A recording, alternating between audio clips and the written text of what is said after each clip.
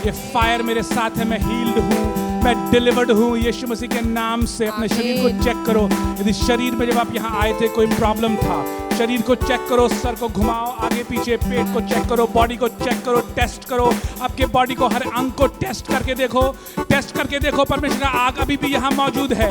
मैं प्रार्थना करता हूँ आप डिलीवर हो पूरी तरह से उस बीमारी से, डिलीवर हो पूरी तरह से उस तकलीफ से। मैं प्रार्थना करता हूँ परमेश्वर का आत्मा आप पे उतरे, परमेश्वर आपको मसा करे, अनॉइंट करे, फ्रेश अनॉइंटिंग से परमेश्वर आपको भरे, परमेश्वर आपको अपने राज्य और काम के लिए इस्तेमाल करे, परमेश्वर आपको उठाए, परमेश्वर आपकी शर्म को खत्म करे यीशु नाम में, परमेश्वर आपके डिलेस को खत्म करे यीशु नाम में, परमेश्वर आपके फेलियर्स को खत्म करे यीशु नाम में।